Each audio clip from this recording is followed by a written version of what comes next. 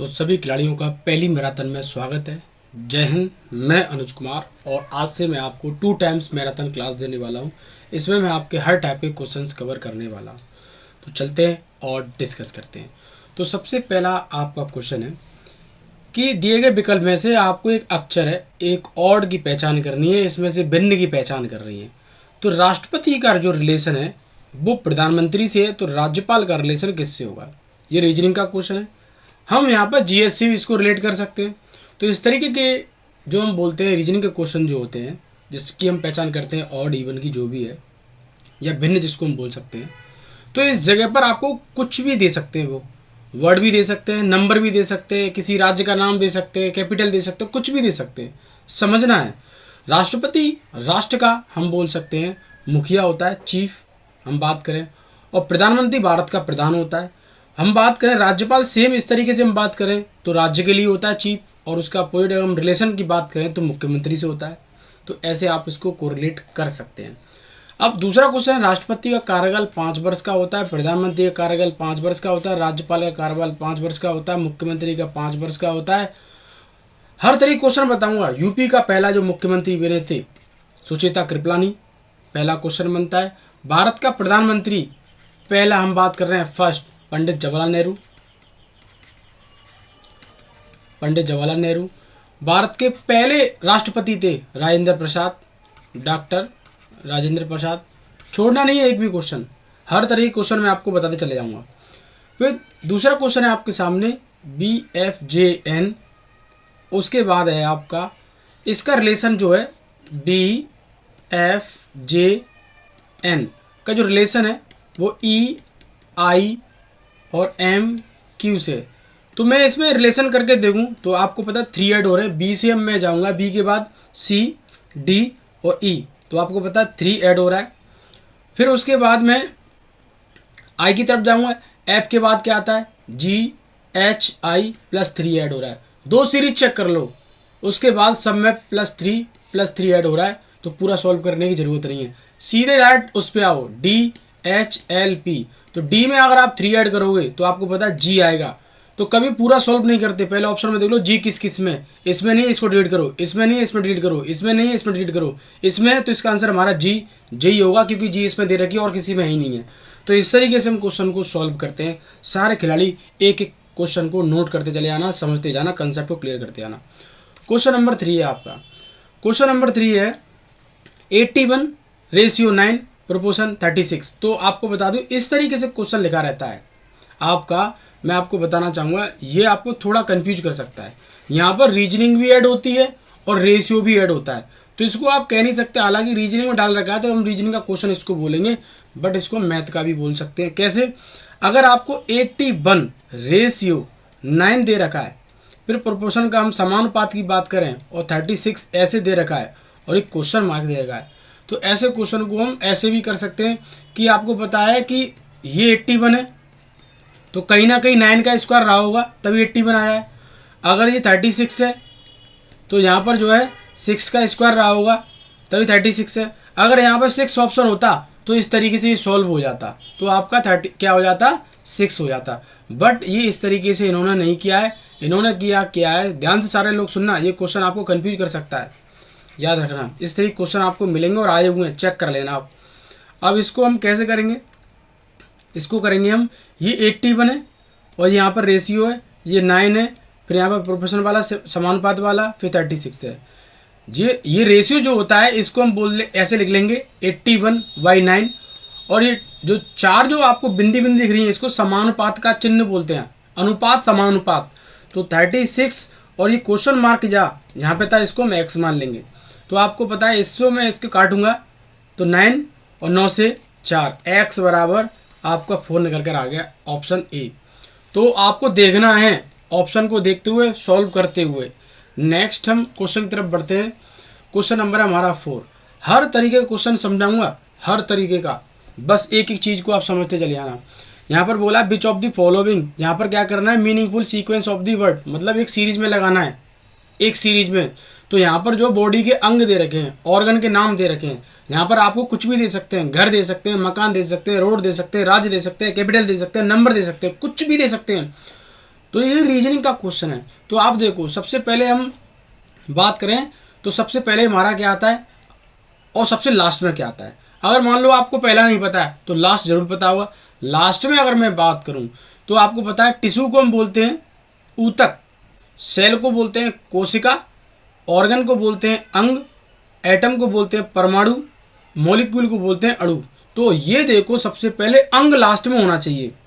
अंग मतलब आपका ऑर्गन। तो देखो, 2 इसमें, 2 इसमें, 2 इसमें, इसमें नहीं है तो पहले इसको डिलीट कर दो। ऐसे क्वेश्चन की सॉल्व जो पहचान करते हैं हम। अब हमारे पास 3 बचे। अब आपको ये देखना है कि जो सेल जो होता है, सेल के बाद बनता है टिश्यू। सेल के क्या बाद बनता है? टिश्यू। जब बहुत सारे सेल होंगी, बहुत सारी कोशिका होंगी आपकी, बहुत सारी, ये लो कोशिका इतनी सारी इकट्ठी कर दी, तो आपका क्या बन जाएगा? ऊतक बन जाएगा वो। तो सेल के बाद ऊतक देखो पहले, तो मतलब 4 के बाद आपका 1 आना चाहिए। तो 4 के बाद देखो इसमें भी 1 है, 4 के बाद इसमें नहीं तो इसको डिलीट करो, 4 के बाद इसमें नहीं इसको डिलीट करो, इसको भी डिलीट करो। तो कहने का मतलब है हमारा ऑप्शन बी हो जाएगा। अगर जिन खिलाड़ियों को नहीं पता है और इनमें से एक ही चीज़ पता है तो इस तरीके से करते हैं, और जिन खिलाड़ियों को, जिन स्टूडेंट्स को पूरा फॉर्मेशन पता है तो वो आराम से कर लेंगे।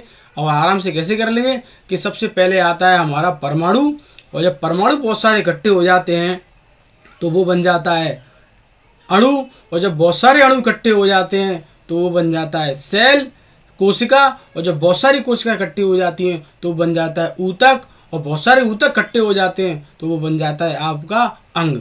एक और चीज़ बताना चाहूँगा, जो सेल होता है, सेल की स्टडी को हम बोलते हैं साइटोलॉजी, उसको हम बोलते हैं साइटोलॉजी। ये क्वेश्चन आपके एग्जाम में क्वेश्चन पूछा गया है। रॉबर्ट इसके द्वारा इनकी जानकारी प्रदान करते हैं कि सेल कितने टाइप के होते हैं ह्यूमन बॉडी में, और हर तरीके के सेल होते हैं, ब्लड सेल, बोन सेल, हर तरीके के सेल होते हैं। नेक्स्ट हम बात करते हैं क्वेश्चन नंबर 5। क्वेश्चन नंबर 5 है कि 4 है, 11 है, 30 है, 85 है, 48 है। इसको बोलते हैं नंबर सीरीज। नंबर दे रखे हैं और एक सीरीज होनी चाहिए। और सीरीज याद रखना, कभी भी हम जब सीरीज की बात करेंगे, अल्फ़ाबेट में या फिर न्यूमेरिक में, या एबीसीडी की सीरीज हो या न्यूमेरिक की सीरीज हो, ध्यान सुनना, सबसे ज़्यादा दिमाग लगाना पड़ता है, लॉजिक, तार्किक बुद्धि वाला न्यूमेरिक में लगाना पड़ता है। जैसे मैं आपको हर एग्जाम्पल में बताऊंगा कि किस तरीके से करते हैं। आपके दिमाग में आ रहा होगा सबसे पहले कि यहाँ पे 4 है, फिर 11 है, फिर 30 है, फिर 85 है और 248 है, फिर यहाँ पर क्वेश्चन मार्क है। आप बोलेंगे क्या करें? जब भी नंबर सीरीज़ का, या मैं बात करूँ नंबर सीरीज, अल्फ़ाबेट सीरीज़ की बात करेंगे, तो सबसे पहले नंबर सीरीज पे आ जाओ। तो तुम्हारे दिमाग में चलना चाहिए प्लस की बात, तुम्हारे दिमाग में चल रही है गुणा की बात, माइनस, डिवाइड, बराबर, स्क्वायर, क्यूब, हर तरीके की चीज़ें एक ही बार में दिमाग में क्लिक हो जाएं, तभी आप इस ऐसे नंबर सीरीज वाले क्वेश्चंस को आप सॉल्व कर पाएंगे, अदरवाइज नहीं कर पाएंगे। तो सबसे पहले मैं बात करूं, यहाँ पर मैं 4 का मल्टीप्लाई कर दूं 3 में, 4 × 3 = 12 और 1 घटा दूं तो शायद मेरा 11 निकल कर आ रहा है। हो सकता है ऐसी सीरीज बन जाए, चेक करते हैं। 30 का मल्टीप्लाई कर दूं 3 में, और 3 × 3 = 9, 90 होता है 90, और 90 में से मैं 5 सब्सट्रैक्ट करूँगा तो मैं आगे एक स्टेप आगे चला गया। मुझे अभी तो 30 वाला भी सॉल्व करना है। इसका मतलब मेरी सीरीज बन रही है, सीरीज बन रही है। 11 का मल्टीप्लाई कर दूं, 11 का मल्टीप्लाई कर दूं मैं यहाँ पर 3 में, तो आपको पता है 11 × 3 = 33 होते हैं, और 3 में सब्सट्रैक्ट कर दूंगा तो मेरा 30 निकल के आएगा।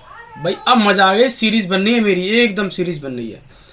अगर मैं 30 का मल्टीप्लाई कर दूं 3 में तो 90 90 होते हैं, और 5 में घटा दूंगा तो आपका निकल के आएगा 85। इसका मतलब सीरीज़ मेरी बन रही है। तो आप इस बात को अच्छी तरीके जानते हैं कि सीरीज़ बन रही है। तो आपका पहला जो है 1 3 5, तो हो सकता है आगे वाले में 7 हो। तो अगर मैं 85 × 3 करता हूँ तो मेरा आएगा यहाँ पर 3 × 5 = 15, 8 × 3 = 24 और 1 हो जाएगा 25। और इसमें से मैं आपके क्या घटा दूंगा, 7 सब्सट्रैक्ट कर दूंगा। तो 7 इसमें से मैं सब्सट्रैक्ट करूंगा तो मेरा यहाँ पर बचेगा 248। ये यहाँ पर 248 आ गए। फिर मैं करूँगा यहाँ पर 248 मल्टीप्लाई 3, तो 8 × 24, 2 4 × 12, 13 14, 4 1 और 3 दूनी 6 और 1 7, ये 744 आ गए। अब यहाँ पर 744 आ गए, तो इसमें से आपको क्या करना है, 9 को सब्सट्रैक्ट कर देना है, और 9 को जब सब्सट्रैक्ट कर दोगे तो आपके बचेंगे यहाँ पर 735। आप ऑप्शन आपका डी आ गया। तो इस तरीके से आपको ये सॉल्व करना है। तो चलते हैं और नेक्स्ट हम डिस्कस करते हैं क्वेश्चन नंबर 6 पर। तो क्वेश्चन नंबर हमारा 6 है, एक महिला ने एक व्यक्ति की ओर इशारा करते हुए कहा। मान लो एक महिला है, एक महिला ने एक व्यक्ति की ओर, एक व्यक्ति है कोई, ये हमने यहाँ पे व्यक्ति लिख लिया, एक व्यक्ति की ओर इशारा करते हुए कहा, वह मेरे पिता, मतलब इनके पिता, इनके पिता की एकमात्र पुत्री, मतलब इनकी बेटी,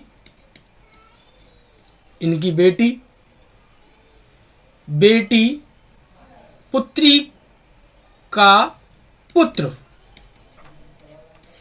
का पुत्र है। तो महिला का उससे क्या संबंध होगा, माँ का संबंध होगा, खत्म।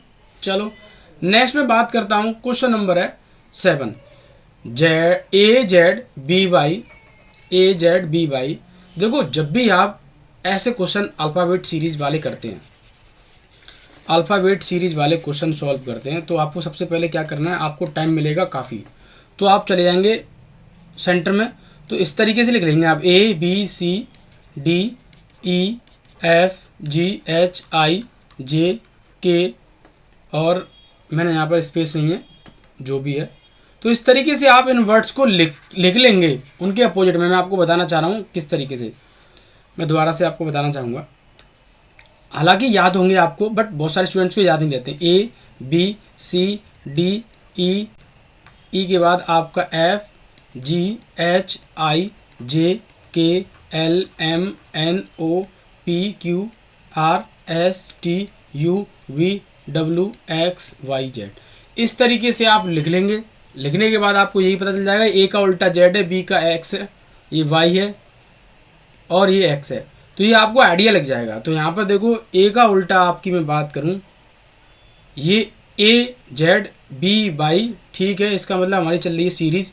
E का मतलब V, तो यहाँ पर देखो E का मतलब V है, ठीक है, और F का मतलब U है, ये भी ठीक है, G का T है, ये भी ठीक है, S ये भी ठीक है। मतलब ओवरऑल अगर मैं बात करूँ, यहाँ पर जो है एक हमारी एक ऐसी सीरीज़ बन रही है जो उल्टे की बात कर रही है। एक तो इस तरीके से भी हो सकता है, और एक ऐसे भी हो रहा है हमारा कि इसमें मैं बात करूँ यहाँ से, अगर मैं इसको ले लूँ A Z B Y, अगर A से B तक जाने में A के बाद B, और यहाँ पर है आपका Y के बाद Z माइनस उल्टा, तो +1 -1 +1 -1 चल रहा है। और अगर डायरेक्ट अगर हम ऑड के अकॉर्डिंग देखूँ, मतलब रिवर्स के अकॉर्डिंग देखूँ, तो ऑप्शन आपका C का उल्टा X, देखो C का उल्टा X, D का उल्टा W, बाकी किसी में नहीं मिलेगा। हम ऐसे भी कर सकते हैं। तो किसी भी क्वेश्चन में किसी भी तरीके से दिमाग लग जाए, बस आंसर आना चाहिए। आप बोलेंगे सर आंसर अलग अलग आएगा, बिल्कुल, जिस एग्जामिनर ने ये क्वेश्चन सेट किया है उसकी आइडियोलॉजी को अगर मैच कर रहा होगा तो याद रखना वही आंसर माना जाता है, आपके कहने से कोई आंसर नहीं माना जाएगा। याद रखना, रीजनिंग है ये, तार्किक बुद्धि जिस आदमी ने, जिस एग्जामिनर ने ये क्वेश्चन सेट कर रखे हैं, उसी की आइडियोलॉजी को मैच करना चाहिए, और अदरवाइज आपका कैसे भी आए वो मैच करने वाला नहीं। मैच होगा वही आंसर माना जाएगा, अगर नहीं है मैच तो वो नहीं माना जाएगा। नेक्स्ट हम बात करते हैं 8 नंबर। 8 क्वेश्चन है, 8 क्वेश्चन है आपका 10, 18, 34, क्वेश्चन मार्क 130 और 258, ये क्वेश्चन मार्क एक्स्ट्रा है। तो इसमें एक सीरीज़ को हमें पूरा एक सीक्वेंस में लगाना है। अगर मैं इसमें 8 जोड़ दूं तो 18 हो रहा है, ठीक है। अगर मैं 16 जोड़ता हूं तो आपका 34 हो जाएगा। तो 8 दूनी 16, 16 दूनी 32। अगर मैं 32 जोड़ूंगा इसमें तो मेरे कितने हो रहे हैं, 66। तो यहाँ पर 66 होना चाहिए। तो यहाँ पर ये जो है क्वेश्चन मार्क जो है यहाँ पर आएगा, ऑप्शन डी हो जाएगा। ठीक है ना। तो एक सीरीज़ को हमें मेंशन करना है। नेक्स्ट हम बात करते हैं, क्वेश्चन नंबर है हमारा, इस तरीके क्वेश्चन मिलेगा, निम्नलिखित विकल्प में से वह सब चुनिए जो दिए गए विकल्प के अक्षरों का प्रयोग करके नहीं बनाया सकता।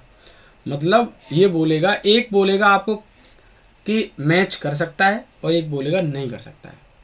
तो ये आपको इस तरीके का एक वर्ड दे रखा होगा बहुत लंबा चौड़ा, और उसमें से बोलेगा मिल सकता है और एक बोलेगा नहीं मिल सकता है। तो देखो इसमें देखो कौन कौन से वर्ड, एल ए एंड बन सकती है, एल ए एंड ये भी land, S E L, S S भी है, ई भी है और एल भी है, यही बन सकती है, यही बन सकती है, यही बन सकती है, डी ए यही बन सकती है, डी नहीं बन सकती, इसमें आई नहीं है। तो ऑप्शन हमारा क्या हो जाएगा, ऑप्शन हो जाएगा हमारा डी। नेक्स्ट क्वेश्चन की तरफ बढ़ते हैं। क्वेश्चन नंबर है हमारा 10 क्वेश्चन है। क्वेश्चन नंबर 10 है, किसी कोड को इतना लिखा जाता है तो इसका इतना होगा। तो कोडिंग से रिलेटेड क्वेश्चन है। तो देखो करना क्या है, इसमें सी है तो सी से डी की तरफ जा रहा है तो -1 हो रहा है, और ये यू से वी की तरफ जा रहा है तो +1 हो रहा है, पकड़ लिया। और फिर ये क्यू से -1, तो ये एक सीरीज चल रही है, -1 +1 -1 +1। तो आपको ये देखना है टेलीविजन, टी और ई और एल, 3 वर्ड ले लो, 3 से ही कर देना काम। कभी भी ऐसे क्वेश्चन को पूरा सॉल्व नहीं करते जब सीरीज पता चल जाए। तो पहले देखो आपको पता है कि टी तक जाने के लिए मुझे एस से पहुंचूंगा मैं, एस के बाद टी आएगा। तो देखो टी किस में, एस देखना है, तो एस इसमें इसमें इसमें इसमें नहीं तो इसको डिलीट कर दो पहले, इससे कोई मतलब नहीं है। अब ये देखो ई के बाद एफ लिया था उन्होंने, तो एस एफ होना चाहिए, एस एफ। तो कौन कौन से में एस एफ है, इसमें नहीं तो इसको डिलीट कर दो। अब इन दोनों में फाइट है हमारी, इन दोनों में से कोई आंसर हो सकता है। एल देख लो, एल एल के एल के एल, तो हम पीछे जाएंगे तो ये हो गया के। तो एस एफ के किस में, एस एफ के, ऑप्शन डी हो जाएगा हमारा। तो इस तरीके से इस क्वेश्चन को हमें सॉल्व करना है। अब इसको पूरा बना सकते हैं, +1 -1 +1 -1 रखोगे तो आपका यही आंसर निकल के आएगा, सॉल्व कर लेना। नेक्स्ट है आपका, नीचे दिए गई आकृति में इस तरीके का क्वेश्चन आपको मिलेगा। एक कोई आकृति दे रखी होगी, इमेज दे रखी होगी, तो उन्होंने बोला ये वृत्त है, सर्कल है, सर्कल रिप्रेजेंट करता है कल्चर क्लब को। तो मान लो ये हमारा सर्कल हो गया और ये कर रहा है हमारा, मैं शॉर्ट में लिख देता हूँ, संस्कृति क्लब को। ठीक है, लो भाई एरो लगा दिया मैंने। त्रिभुज जो है, ट्रायंगल जो है आपका, ये इंडिकेट कर रहा है त्रिभुज खेल क्लब को, स्पोर्ट्स क्लब बोल दिया हमने, लो गेम क्लब की बात कर रहा है। चलो आयत जो है, रेक्टेंगल जो है, ये संगीत क्लब को बात कर रहा है, लो संगीत क्लब कर ली हमने। तो बताएं कि संगीत क्लब और संस्कृति क्लब में ऐसे कौन लोग हैं जो खेल क्लब में नहीं हैं। तो खेल क्लब में नहीं है तो आपको पता है इस त्रिभुज में नहीं आना चाहिए, इस त्रिभुज में वो वर्ड नहीं आना चाहिए, और इस त्रिभुज का मतलब है खेल क्लब, और वो दोनों संगीत में आना चाहिए, संगीत में आना चाहिए और संस्कृति क्लब में आना चाहिए। तो संगीत और संस्कृत, तो आपका डी होगा, ऑप्शन क्या हो जाएगा हमारा, डी हो जाएगा, क्योंकि दोनों आ रहे हैं, डी जो दोनों के अंदर आ रहा है, त्रिभुज के अंदर नहीं आ रहा है। नेक्स्ट क्वेश्चन नंबर हम बात करते हैं। क्वेश्चन नंबर है हमारा 12। क्वेश्चन नंबर 12 बोल रहा है कि एच को इन्होंने 13 बोल रखा है, मूवर को इतना बोल रखा है, बेसिक को क्या बोला। मैंने आपको पहले बता रखा है, जब भी आप पेपर सॉल्व करेंगे तो ऐसे फ्री टाइम मिलेगा बहुत, 1-1.5 घंटे पहले ही एंट्री कर लेते हैं वो, D E F G H I J K L M N O P Q R S T U P W X Y. गलती हो गई, चलो कोई बात नहीं। मतलब इस तरीके से आपको लिख लेना है, जल्दी जल्दी में आपको नोट कर लेना है, जिससे आपको आसानी हो जाए। मैं आपको लिख के इसलिए बता रहा हूँ कि एच जो है, A B C D E F G H, आपको पता है ये है 1 पर, 1 2 3 4 5 6 7 8, आपको पता है ये हो गया 8 पर, और बहुत सारे स्टूडेंट्स को पता होगा और बहुत सारे ऐसे भी जिनको नहीं पता, तो मैं तो बेसिक्स इस चीज़ों को समझाऊंगा, रिवीजन बताऊंगा। अगर एच ई इन्होंने 13 दे रखा है तो एच का मतलब 8 माना हो, ई आपको पता है कितने पर आता है 5 पर, 1 2 3 4 5, तो यहाँ पर इनको मैं ऐड करूँगा तो 30 निकल कर आ गया। तो ऐसे ही ये जो है इसका तो ओवरऑल मिला के इन्होंने ऐड किया है। तो अगर मैं बात करूं BASIC की, B कितने पर आता है 2 पर, A कितने पर आता है 1 पर, S की मैं बात करूं तो PQRS 16 17 18 19, ये 19 कर लिया। I कितने पर आता है, देखो I के बाद H के बाद I आता है, ये 9 पर आता है, लो भाई 9 लिख लिया। C कितने पर आता है, C आता है आपका 3 पर, इनको आप जोड़ दो, इनको अगर जोड़ोगे ये हो गया 20 29 29 30 31 32 33 34, ऑप्शन हमारा बी आ गया। तो इसमें कुछ है ही नहीं है, आएगा क्वेश्चन कर देना इजीली तरीके से, इसमें कुछ है ही नहीं बताने वाली। हाँ ये है कि जिन लोगों को नहीं पता रहता है, जो बिल्कुल कोडिंग डिकोडिंग नहीं कर रखी उन्होंने, तो भाई उनको तो समझाना पड़ेगा। अब नेक्स्ट क्वेश्चन है, पैमाना जो है लंबाई को मेजर करता है। हम बात करें कि कोई भी जो है मेजरमेंट की हम बात करते हैं, उसकी यूनिट होती है कि दूध को लीटर में माप रहे हैं, पानी को किस में माप रहे हैं, सोने चांदी को, लोहे को, इस तरीके से। तो पैमाने की अगर हम बात करें, पैमाना जो होता है, स्केल जो होता है वो लंबाई को मापता है। और सीस्मोग्राफ की अगर मैं बात करूं तो वो किसको करता है, तो सीस्मोग्राफ करता है भूकंप जब आता है उस। नेक्स्ट क्वेश्चन है आपका 13, CDEF UVWX और UKL। तो हो सकता है कि यहाँ पर जो है सब में 4 वर्ड हैं और यहाँ पर 3 वर्ड दे रहे हैं, तो ये यहाँ पर वर्ड मिस हो चुका है, तो ये सवाल गलत भी हो सकता है। बट यहाँ पर इसको हम सॉल्व नहीं करेंगे क्योंकि यहाँ पर जो है 3 है, तो इस ऑप्शन में 3 होना चाहिए था। इस क्वेश्चन को मैं आपको छोड़ देता हूँ, हालांकि अल्फ़ाबेट सीरीज़ का इसको आप कर सकते हैं। नेक्स्ट मैं बात करता हूँ 14 क्वेश्चन की तरफ बढ़ता हूँ। 14 क्वेश्चन बोला है आपका कि शहर डी, आपका शहर डी शहर से ए शहर तक की 12 किलोमीटर की उत्तर की ओर है। मीन्स मैं बोल सकता हूँ जो आपका डी शहर है, मान लो डी मान लिया मैंने, डी शहर ए से, ए किधर है अभी नहीं, अभी ये बोलेगा, डी शहर ए से 12 किलोमीटर उत्तर की ओर है, ए से डी शहर। तो लो मैंने इसको उत्तर की ओर कर दिया, कितने किलोमीटर, 12 किलोमीटर, ठीक है। सी शहर डी से 15 किलोमीटर पश्चिम की ओर है। तो आपको पता है जब भी हम डायरेक्शन की बात करेंगे तो आप ईस्ट वेस्ट नॉर्थ साउथ, पूरब पश्चिम उत्तर दक्षिण नोट कर लेंगे। अब इन्होंने बोला है सी शहर डी से 15 किलोमीटर पश्चिम की ओर है, तो पश्चिम किधर, इधर है, तो सी लिख लिया यहाँ पर, यहाँ से ऐसे लिख लिया। सी शहर डी से तो इतने किलोमीटर है 15 किलोमीटर, ये भी लिख लिया मैंने। शहर बी ए से 15 किलोमीटर पश्चिम की ओर है, तो ए से हम बात कर रहे हैं यहाँ से, ए जो है आप इस बी जो है ए से पश्चिम की ओर है, कितने किलोमीटर, 15 किलोमीटर। चलो ये भी हमने कर लिया। शहर बी और सी से कितनी दूरी पर है, तो आपको पता है ये दोनों आमने सामने 15 किलोमीटर है, तो ये भी सेम इक्वल है, तो ये भी आपका बराबर हो जाएगा 12 किलोमीटर हो जाएगा। तो 12 किलोमीटर उसने बोला है बी शहर सी से कितनी दूरी पर और किस दिशा में।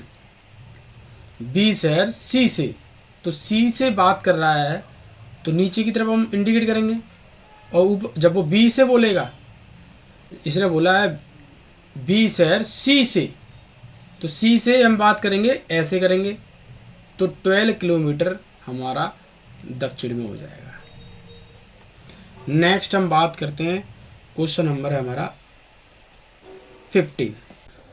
नेक्स्ट क्वेश्चन है आपका 18 क्वेश्चन बोला इतने रुपए पर इतने % दर से 2 वर्ष का चक्रवृद्धि ब्याज क्या होगा। तो देखो हम क्या कर लेंगे, P बराबर इतना, R बराबर इतना, T बराबर इतना। तो शॉर्ट तरीका बता रहा हूँ करने का। जब परसेंटेज दे रखी हो 15% को क्या मैं ऐसे लिख सकता हूँ 15/100। परसेंटेज हटता है नीचे 100 आता है, इसको मैं काटूंगा तो ये ऊपर हो जाएगा 3 और ये हो जाएगा 20। ऊपर वाली संख्या है इसमें जुड़ जाती है, तो 20 का हो गया हमारा 23। और जब वो बात करें 2 वर्ष के लिए 3 वर्ष के लिए तो इनका हम कर देते हैं स्क्वायर। 2 वर्ष की बात कर रहा है तो 2 का स्क्वायर कर दो, 3 वर्ष की बात कर रहा है 3 का स्क्वायर कर दो। ये हो गया 400 और ये हो गया 529। 529 होने के बाद ये जो वैल्यू निकल कर आती है ये होती है P मतलब प्रिंसिपल मीन्स मूलधन, और ये जो होती है इसको हम बोलते हैं टोटल अमाउंट मतलब मिश्रधन। जब मिश्रधन में से आपको पता है कि प्रिंसिपल घटाते हैं तो हमारा CI निकल कर आता है, और CI निकल कर आया हमारा 129। तो हम क्या करेंगे, अब ये जो P दे रखा है इसके बराबर रखते हैं, इसके बराबर रखेंगे। मैं 400 यूनिट बराबर मैं 45,000 रख लूँ, 10101010। तो 1 यूनिट बराबर आपका निकल कर आएगा 12.5। आप कर लेना इसको। और 1 यूनिट का बराबर इतना निकल कर आया, वो पूछा क्या है उसने, CI पूछा है। तो इसका आप 129 में मल्टीप्लाई कर दोगे। 129 का मल्टीप्लाई करोगे तो आपकी वैल्यू निकल गई 14,512,5 इतनी वैल्यू निकल कर आएगी। आप सॉल्व करना मल्टीप्लाई करके, ऐसा क्वेश्चन पूछा गया इसलिए मैंने डाल रखा है। उसके बाद नेक्स्ट 19 क्वेश्चन है इतने रुपए की राशि पर इतने % की दर से 5 वर्ष में अंत में साधारण ब्याज क्या होगी। तो SI बराबर P × RT अपॉन के 100 होता है। तो आपको पता है P कितना दे रखा है, 988 दे रखा है। चलो भाई, R कितना दे रखा है, 18% दे रखा है। टाइम कितना दे रखा है, 5 दे रखा है। कुछ नहीं करना, SI बराबर P कितना है 988, R कितना दे रखा है 18%, टाइम कितना दे रखा है 500, और उसके बाद गुणा भाग कर लेंगे, आपका आंसर निकल के आ जाएगा। नेक्स्ट हम बात करते हैं, क्वेश्चन नंबर है वेरी इंपॉर्टेंट 20 क्वेश्चन नंबर है हमारा 20 कि इतने रुपए को ABC में इस प्रकार बांटा गया है कि A रेशियो B का मान है 2:1 और BC का रेशियो है 1:3 और CD का रेशियो है आपका 2:3। तो ऐसे क्वेश्चन को कैसे करते हैं, उन्होंने पूछा BC के हिस्सों का योग क्या होगा। टोटल बात कर रहा है BC की। चलो भाई, A लिख लेंगे, B लिख लेंगे, C लिख लेंगे, D लिख लेंगे। एक ही क्वेश्चन में कई सारे क्वेश्चन। AB की वैल्यू कितनी दे रखी है 2:1, BC की वैल्यू कितनी दे रखी है, B के सामने लिखेंगे और C के सामने लिखेंगे 3, और CD की वैल्यू दे रखी है C के सामने लिखेंगे 2:3। रेशियो जितना होता है उसके सामने उतना बढ़ा देंगे, यहाँ 1 बढ़ा देंगे, फिर यहाँ 1 बढ़ा देंगे। यहाँ रेशियो 3 है तो यहाँ 3 कर देंगे, यहाँ रेशियो 1 है तो यहाँ 1 कर देंगे, यहाँ रेशियो 2 है 2 कर देंगे, यहाँ रेशियो 2 है तो 2 कर देंगे। इनका हम आपस में मल्टीप्लाई कर देंगे, इनका आपस में मल्टीप्लाई करेंगे, 2 दूनी 4, 2 हो गया, ये 6 हो गया, ये 3 तरह के 9 हो गया। अब आपको पता है A की वैल्यू, B की वैल्यू, C की वैल्यू, D की वैल्यू, सब की वैल्यू निकल कर आ गई। उन्होंने पूछा है कि B और C के हिस्से का योग क्या होगा। उन्होंने बोला है B और C के हिस्से का योग क्या होगा। तो सबसे पहले मैं B का निकालूंगा, फिर C का निकालूंगा। तो हम कैसे निकालते हैं, जो वैल्यू दे रखी है इतने रुपए दे रखे हैं, तो पहले आप देखो B कहाँ है, B ये रही 2 पर है, तो 2 को लिख लेंगे ऊपर और इनको हम जोड़ देंगे। इनको अगर हम जोड़ेंगे तो 10 हो गया और ये 19 हो गया, 21 हो गया। 2/21 मल्टीप्लाई, हम B की बात कर रहे हैं तो यहाँ पे B लिख लो आप, तो 4200 लिख लेंगे। यहाँ पर लिख लिया हमने, 4200 नहीं है 42,000। 21 से मैं काटूंगा 2 बार, 3 0 बचेंगे, ये हो जाएगा 4। तो B की वैल्यू जो आई है वो इतनी निकल कर आई है, इतनी निकल कर आई। चलो भाई बी की वैल्यू हमारी इतनी निकल कर आई, कहीं ना कहीं कोई एरर तो नहीं है। मैंने 4 जीरो लगा दिए, इसमें होने चाहिए 3 जीरो, यही एरर है इसमें, और कोई एरर नहीं है। ठीक है ना, मैंने इसको काटा ना, 21 दूनी 2, तो 3 जीरो बचा यहाँ पर। अब उसके बाद मेरे को लेना है सी की वैल्यू। अब सी कहाँ है हमारी, ये रही सी। तो सी के बाद यहाँ पर कितना है 6, तो सी आपको लेना है तो यहाँ पर 6 अपॉन के 21 और ये हो जाएगा 42। इसको काटेंगे 21 दूनी 3 जीरो और ये हो जाएगा 6 दूनी 12 3 जीरो। तो 12,000 और 4,000 इनको हम जोड़ देंगे, 0 0 0 और ये हो गया हमारा 6 और ये, तो हमारा हो गया 16,000। ऑप्शन हमारा डी निकल कर आ गया। तो इस तरीके से हम ऐसे क्वेश्चन को सॉल्व करते हैं और ऐसा क्वेश्चन आपको 101% मिलने वाला है और आया हुआ और आता रहता है। 21 क्वेश्चन है आपका, नंबर सिस्टम से क्वेश्चन है। आप बोलेंगे सर इनका स्क्वायर करेंगे तो बहुत देरी लग जाएगी। ट्रिक दिमाग लगाना है। सबसे पहले देखना 967 है, 289 है, 967 है, तो सब सीरीज 2 वर्ड का इस्तेमाल हो रहा है। अगर मैं इसको ए मान लूँ और इसको बी मान लूँ, सवाल ख़त्म। अगर मैं इसको ए मान लूँ बी मान लूँ तो आपको पता है ये ऐसे फार्मूला बन जाएगा ए प्लस बी का होल स्क्वायर और ये बन जाएगा ए माइनस बी का होल स्क्वायर। ये बन गया आपका ए स्क्वायर प्लस के बी स्क्वायर, ख़त्म। अब तो फॉर्मूला बन गया हमारा। 889 को मैंने बी मान ली, 289 को बी मान लिया मैंने और 967 को मैंने ए मान लिया। आपको पता है कि ये फॉर्मूला बन गया। इनको मैं ऊपर वालों को फॉर्मूले को खोलूंगा, ए स्क्वायर प्लस के बी स्क्वायर और उसके बाद 2ab। चलो उसके बाद मैं इसको खोलूंगा ए स्क्वायर प्लस के बी स्क्वायर। मैं यहाँ पे इससे रब कर देता हूँ।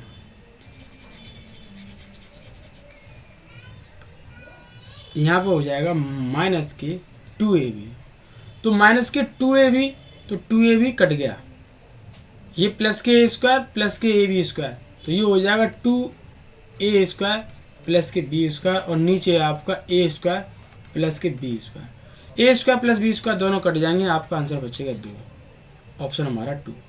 अब देखो ना तो ये करना है ना ये करना है, आपको करना कैसे है। जब आपका ये फॉर्मूला बन जाए ऐसे तो हमेशा उसका आंसर 2 ही आएगा, ये ध्यान रखना। तो आपको सबसे पहले क्या देखना, ये इक्वेशन अगर बन रही है एक बार प्लस में एक बार माइनस में और नीचे प्लस में, तो आपका आंसर हमेशा 2 आएगा, सॉल्व करने की ज़रूरत नहीं है। नेक्स्ट है आपका 22 क्वेश्चन। ए बी की वर्तमान आयु का अनुपात इतना है। मान लो ए ले ली बी ले ली, कितना है 4:5। 5 वर्ष बाद, वर्ष की बात करेगा तो प्लस करते हैं, बिफोर की बात करेगा तो माइनस करते हैं। तो 5 वर्ष बाद इनका अनुपात कितना हो जाता है 5:6 हो जाता है। तो ए की वर्तमान आयु कितनी होगी, मेरी तरफ से बी की कितनी होगी, मेरी तरफ से आपका डिफरेंट कितना होगा, मेरी तरफ से योग कितना होगा। मैं क्वेश्चन ऐड कर दे रहा हूँ। तो इस तरीके से करते हैं। तो आपको पता है 4 से जाने में 5 तक 1 इंक्रीज हो रहा है और 5 से जाने में 6 तक 1 इंक्रीज हो रहा है। तो 1 का मतलब मैंने 5 कर लिया। मैं क्या करता हूँ फिर इस 5 का मल्टीप्लाई इसमें कर दूँ, 5 का मल्टीप्लाई इसमें कर दूँ, ये हो गया 20, ये हो गया 25। तो भाई पूछा है ए की, तो ए की वैल्यू कितनी है 20, तो ऑप्शन आपका 20 आ गया। बी की पूछे तो 25 आ गया। वो दोनों का योग पूछे तो 45 आ गया। वो दोनों में से डिफरेंट पूछे तो 5 आ गया। कैसे भी क्वेश्चन दे देगा एक ही क्वेश्चन में से। नेक्स्ट है 23। यदि किसी संख्या का कितने परसेंट है 12.5, तो 12.5% जो है मैं यहाँ पे लिख लूँ। 12.5% को मैं ऐसे भी लिख सकता हूँ 12 दूनी 24 और एक 25/2 और नीचे 100, 25 चौक 1/8 भी कर सकता हूँ। तो यहाँ पे मैं 1/8 भी लिख सकता हूँ। यदि किसी संख्या का 12.5% है 20 है बराबर 20, 8 उधर जाएगा, x बराबर 8 दूनी 16, x बराबर 160 आ गया। उन्होंने बोला है उस संख्या का जो निकल कर आई है, तो 160 का 60% कर दो, 0 से 0, 0 से 0 और 36, 6 के हम 6 और आपका 3, 96 आपका आंसर आ गया। लो खत्म। ऐसे सॉल्व करना है। गुणा भाग में जो भी एरर होगा जल्दी से चेक कर लेना आप। नेक्स्ट है आपका क्वेश्चन नंबर है 24। क्वेश्चन नंबर 24 है, एक नाव की धारा की दिशा की हम बात करते हैं, ds बराबर लिखते हैं 24 किलोमीटर की दूरी 4 घंटे में। इतने किलोमीटर की दूरी 4 घंटे में, तो उससे हम डिवाइड करते हैं। धारा की विपरीत दिशा की बात करते हैं तो यूएस से डिनोट करते हैं। और यूएस उतनी दूरी कितनी, 24 किलोमीटर की, कितने घंटे में, 6 घंटे में, तो 6 से डिवाइड कर देंगे। उन्होंने बोला शांत जल में, उन्होंने बोला what is the speed of the still water, चुपचाप साइलेंट मोड पे पानी है उसकी बात कर रहा है। तो 4 छिंग 6 चौक 4 आ गया। तो ds बराबर आपकी वैल्यू आई 6 और यूएस बराबर आई 4। फॉर्मूला होता है x बराबर ds plus US by 2। Note कर लेना। और एक क्वेश्चन मिलेगा, हर चैप्टर में से एक एक क्वेश्चन ले रखा है मैंने। तो ds की वैल्यू 6, यूएस की वैल्यू 4, 2 और इनको जोड़ेंगे 2 से, इसको काट देंगे 5 निकल कर आएगा 5 किलोमीटर प्रति घंटा। तो इसमें कोई ऑप्शन नहीं है, तो ऑप्शन हमारा क्या हो जाएगा, डी हो जाएगा, याद रखना। अब नेक्स्ट क्वेश्चन है आपका 25 क्वेश्चन है, सेम रेशियो वाला है। रेशियो चैप्टर बहुत इंपॉर्टेंट है, सारे लोग पढ़ ले। रेशियो से चैप्टर की कनेक्टिविटी होती है परसेंटेज की, आपकी एज रिलेशन वाले चैप्टर हर जगह घुस जाएगा, सी एस आई में भी घुस जाएगा। तो देखो ए का जो वैल्यू दे रखी है, ए और बी की वैल्यू दे रखी है 2, 3 दे रखी है। बी सी की जो दे रखी है 1, 2 दे रखी है। सी डी की जो दे रखी है 3, 2 दे रखी है। इन्होंने पूछा है कि ए बी सी डी का अनुपात क्या होगा। तो हम ऐसे कर लेते हैं, ए बी सी डी, ए की वैल्यू, बी की वैल्यू, बी सी की वैल्यू और सी डी की वैल्यू।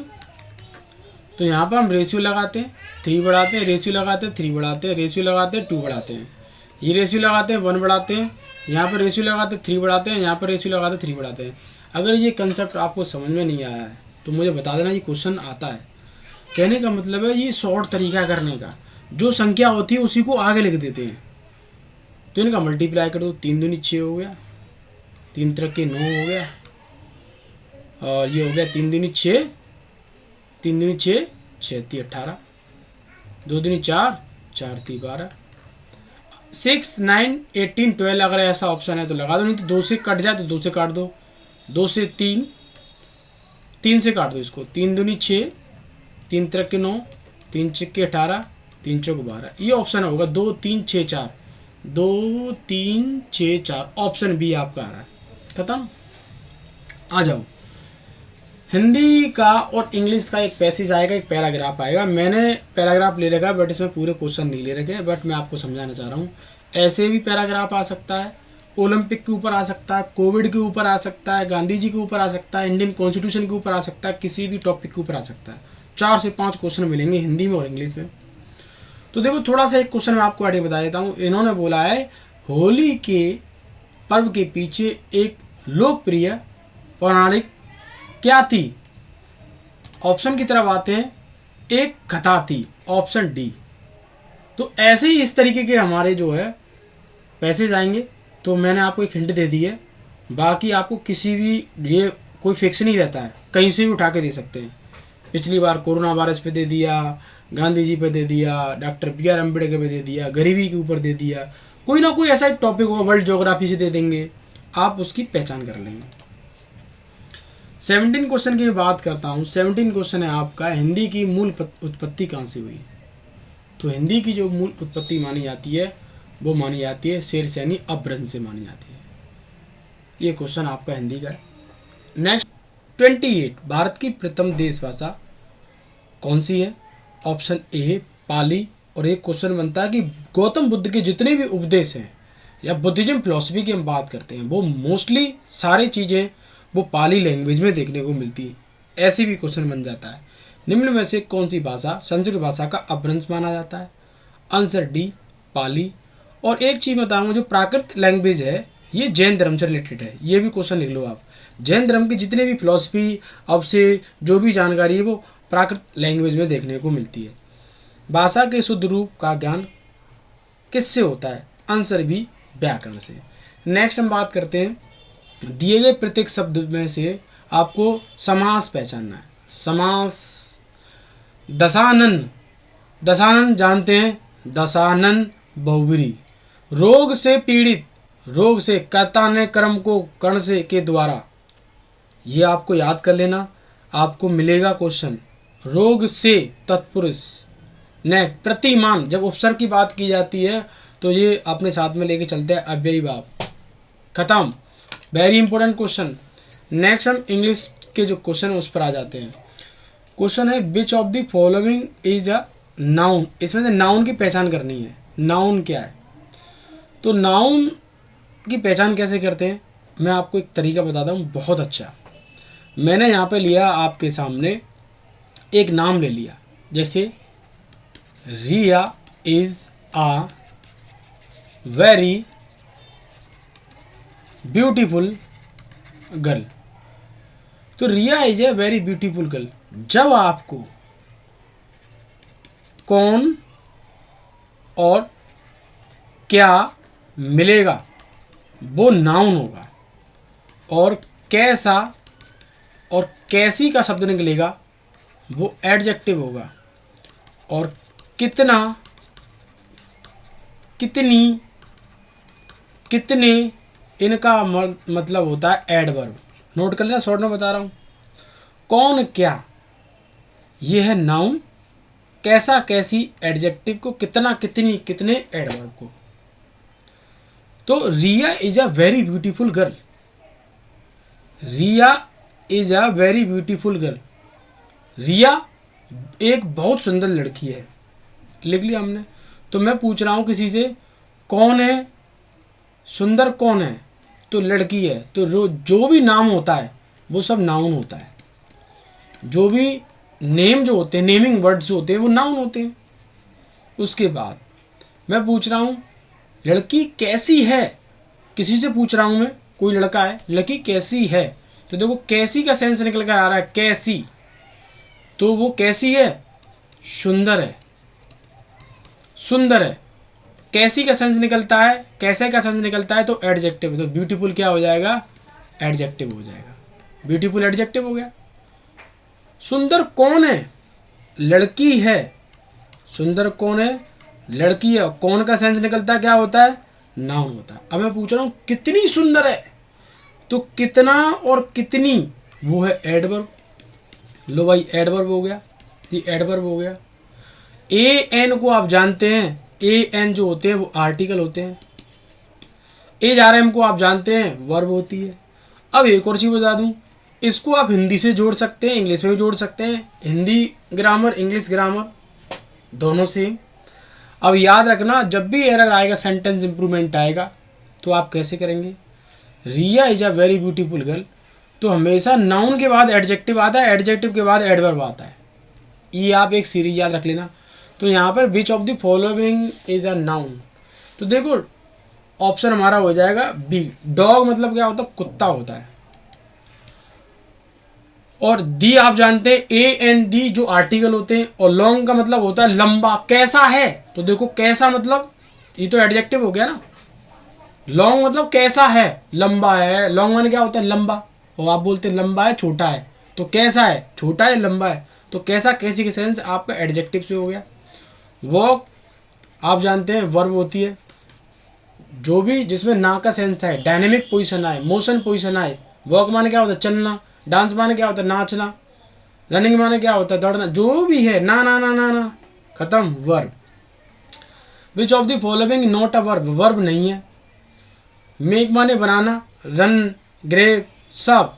तो कैरेट मतलब गाजर होती है, गाजर, खत्म। आ जाओ, यही है आपका। Which of the following is a preposition, preposition है तो आपको पता है प्रीपोजिशन आपकी बिहाइंड, खत्म। D which of the following is an adjective, adjective है तो देखो कॉल, शर्ट, बॉक्स, ब्लू। तो मैंने आपको बताया कैसा है, ब्लू है, ब्लैक है, रेड है। ऑप्शन हमारा क्या हो जाएगा, डी हो जाएगा, ब्लू। नेक्स्ट है which of the following is an adverb, तो निम्नलिखित में से कौन सा एडवर्ब का एग्जाम्पल है। तो याद रखना, जिसके पीछे एल वाई लगा रहता है वो हमेशा एडवर्ब होती हैं। या रखना, तो ऑप्शन हो जाएगा क्विकली, ये एडवर्ब है, खत्म। ऐसे भी आप याद कर सकते हैं।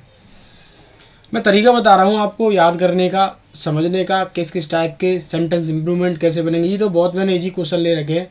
नेक्स्ट वाले जो लेक्चर में लूँगा थोड़े से एडवांस लेवल के क्वेश्चन लूँगा। ये ट्रिक जो आपको याद रखनी है, ये ट्रिक आपको हर जगह काम है। इसमें से आपको वन वर्ड सब्स्टिट्यूट करना है। एन एग्जैक्ट कॉपी, उसको हम बोलते हैं twin. To give money to agent for sale, उसको हम बोलते हैं commission. Next, a person who is working in the same institution, जब आप एक संस्था में काम कर रहे हैं तो उस व्यक्ति को हम क्या बोलते हैं, उसको हम बोलते हैं कलीग। नेक्स्ट हम बात करते हैं question number 44, which of the following is the smallest unit of the data in a computer. Bit, इस बात को आप अच्छी तरीके जानते हैं कि एक बाइट बराबर, एक में बाइट की बात करूं तो आपको पता है 8 बिट होती है। एक बाइट बराबर 8 बिट होती है। नेक्स्ट हम बात करेंगे what is the full form of CPU. तो सीपीयू की फुल फॉर्म क्या है, central processing unit, option A. CPU को हम क्या बोलते हैं, ब्रेन बोलते हैं। सीपीयू को कंप्यूटर का मेन पार्ट बोलते हैं, याद रखना। क्वेश्चन नंबर है 46, a computer program that convert an entire programme into machine language is called, उसको हम बोलते हैं compiler. 47, which of the following is a non volatile memory. एक होता है वॉलेटाइल और एक होता है नॉन वॉलेटाइल।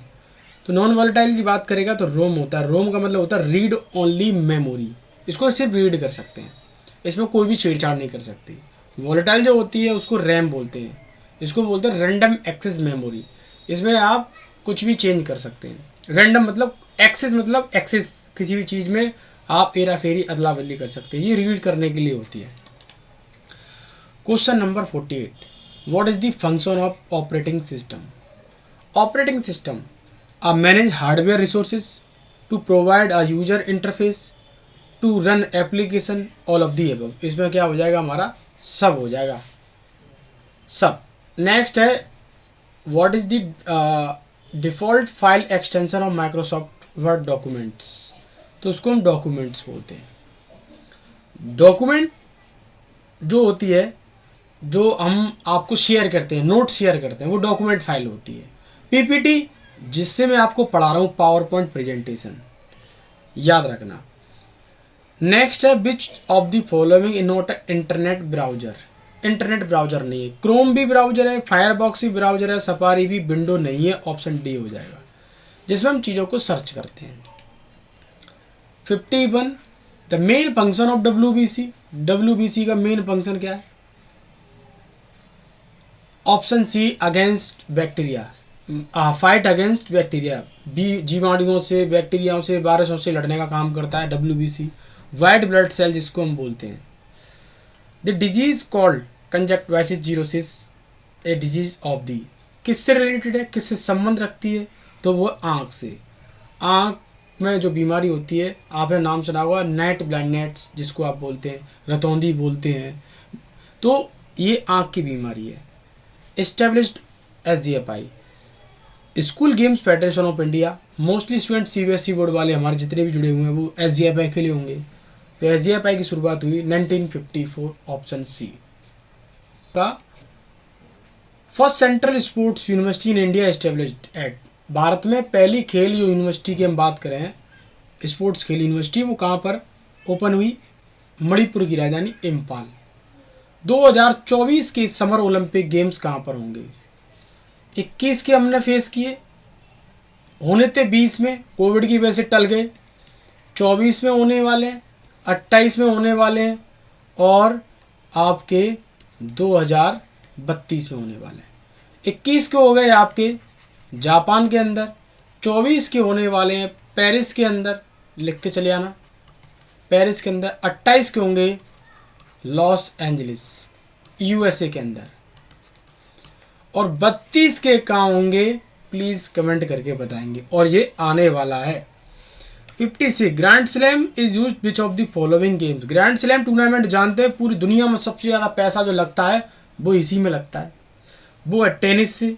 और टेनिस में हम ग्रैंड स्लैम की बात करें, US ओपन, फ्रेंच ओपन, आप सब लोगों ने नाम सुना होगा, विंबलडन, ऑस्ट्रेलियन ओपन, 4 टाइप्स के टूर्नामेंट्स को मिला के ग्रैंड स्लैम टूर्नामेंट बोलते हैं। और टेनिस गेम का जो ओरिजिन है वो इंग्लैंड को जाता है, बास्केटबॉल का जाता है इंग्लैंड को, नोट कर लेना, बैडमिंटन को जाता है इंग्लैंड को। छोड़ूंगा नहीं एक भी क्वेश्चन, एक एक क्वेश्चन हम पकड़ते चले जाएंगे। नेक्स्ट हम बात करेंगे 57 पर, type of active ball canoe.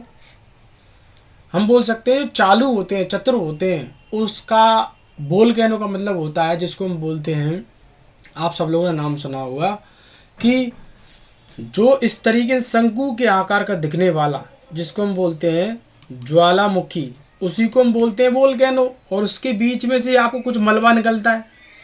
तो एक्टिव की बात कर रहा है तो माउंट एटना एग्जाम्पल है एक्टिव वोल्केनो का। वर्ल्ड लार्जेस्ट वाटरफॉल, दुनिया का सबसे बड़ा वाटरफॉल जो है वो एंजल वाटरफॉल है वेनेजुएला में, नोट कर लेना। 24 पैरेलल लाइन किस कंट्री के बीच में देखने को मिलती है? ये मिलती है आपके भारत और इंडिया के बीच में, जो कि जम्मू आपका गुजरात वाले एरिया से हम जब एंट्री करते हैं पाकिस्तान की तरफ तो 24 पैरेलल लाइन इधर देखने को मिलती है हमें।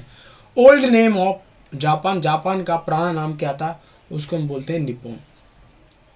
फंडामेंटल राइट्स की चर्चा किस आर्टिकल में होती है? आर्टिकल और पार्ट्स में होती है। ये यहाँ पे पार्ट्स की बात कर रहा है तो पार्ट 3 में आपकी फंडामेंटल राइट्स की चर्चा होती है। पार्ट 1 में यूटीएम स्टेट की बात करते हैं, पार्ट 2 में सिटीजनशिप की बात करते हैं। एक एक क्वेश्चन नोट कर लेना, मैंने आपको वीडियो में सब बता रखा है। नेक्स्ट लेक्चर में मैं आपको बहुत सारी चीज़ें और कवर करने वाला हूँ। Which organ affected by hepatitis B, तो वो आपके हेपेटाइटिस को प्रभावित करता है? Brain, heart, liver, option C. ये क्वेश्चन मैंने सारे उठाए हुए हैं जो प्रीवियस ईयर के एग्जाम में आए हुए हैं, वहाँ से आपका एक सेट तैयार किया है। नेक्स्ट जो सेट में मिलूंगा आपको बड़ा मज़ा आने वाला है। उसके बाद मैंने इंपॉर्टेंट सेलेक्टेड वो ले रखी है मैंने फुल फॉर्म, जो कि आपके एग्जाम में 2 से 3 फुल फॉर्म पूछी गई है और एक क्वेश्चन की वैल्यू 3 नंबर है। सबसे पहला ये पूछा गया है, American standard code for information interchange, ATM automated teller machine. आप बोलेंगे ये तो सब लोगों को पता है, ऑटोमेटेड होता है ना कि ऑटोमेटिक होता है। वहाँ पर ऑप्शन आपको ऑटोमेटिक भी मिलेगा, मैक्सिमम स्टूडेंट्स ऑटोमेटिक करके आते हैं, ऑप्शन हो जाता है आपका गलत। ऑटोमेटेड होता है ना कि ऑटोमेटिक होता। BIOS basic input output system. BCR bar code reader, mall में जाते हैं स्कैन करते हैं उसी को बोलते हैं। BPS bits per second, very very important. BSNL Bharat Sanchar Nigam limited. CAD computer aided design. CD ROM compact disc read only memory. Class की full form computer literacy and studies in school. ये सारे फुल फॉर्म आए हुए, मैंने सब exam से इधर उधर से कलेक्ट करके आपको शेयर कर दिए हैं। कोविल एक लैंग्वेज है, common business oriented language. CRT cathode rays tube, monitors के हमारे टाइप होते हैं। LED और LCD की फुल फॉर्म आपको बतानी है। ये सारे क्वेश्चन हमारे एंट्रेंस एग्जाम में आए हुए हैं और जल्दी मैं आपको सेकंड मैराथन की क्लास में मिलने वाला हूँ शाम को। फिर से आपको मजा आने वाला है। आपका जो भी डाउट है, जो भी क्वेरी है, प्लीज़ मुझे कमेंट करना, जिससे मैं आपको जल्दी से जल्दी सॉल्यूशन दे दूँ। तो मिलते हैं नेक्स्ट मैराथन के साथ में। थैंक यू, जय हिंद।